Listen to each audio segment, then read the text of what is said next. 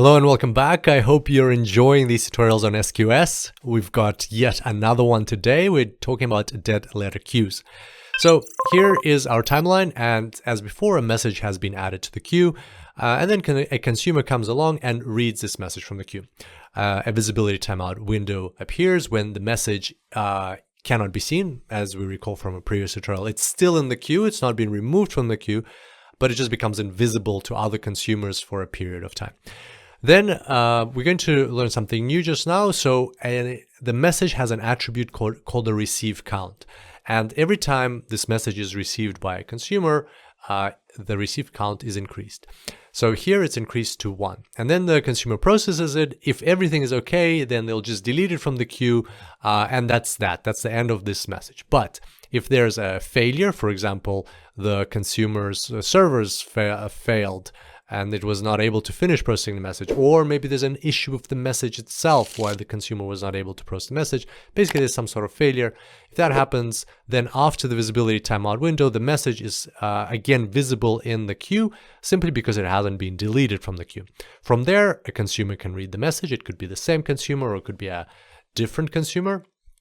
Again, the visibility timeout window will apply. By the way, this visibility timeout window is exactly the same duration as the previous one. I'm just reducing it here so I can fit more things onto this slide, but the timeout windows are the same.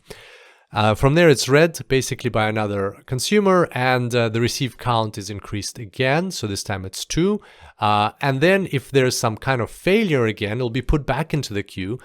And then it can be read again by another consumer, or maybe the same consumer. Again, there'll be a visibility timeout window. The ReceiveCount will be increased again, and so on. And the message will keep coming back until it's processed, until it's until it's deleted by the consumer. And it will only be deleted by the consumer if it's properly processed.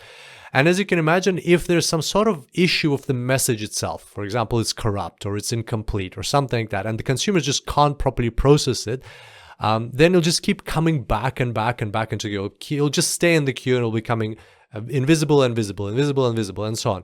And it'll stay in the queue forever. And we don't want that because that could cause issues.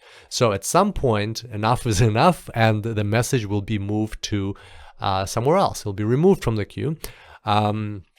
And that will happen when this ReceiveCount, by the way, ReceiveCount is an attribute of the message. When that ReceiveCount exceeds a maximum that you specify for the queue, so the MaxReceiveCount is an attribute of the queue, and you specify that. So once the ReceiveCount of the message exceeds the limit that we've set for this queue, then it'll be removed from this queue and will be put into a dead letter queue. And a dead letter queue is designed to contain messages that are like problematic messages. Instead of just deleting it and like putting it in the trash and never knowing what actually happened, they're put into a dead letter queue. So you kind of like link your queue to a dead letter queue where all these messages will go, and then they'll just stay there for some period of time, and you can investigate them later, or they'll just be deleted from there if you don't investigate them in that period of time, which you can also specify. So basically, a dead letter queue is for problem messages that were not able to be processed in order for them to be investigated later, so that your original queue, which is called the source queue, can keep flowing smoothly. That's what a dead letter queue is all about. I hope you enjoyed this tutorial. Here's a quick summary of what we discussed. I look forward to seeing you back here next time, and until then, enjoy the cloud.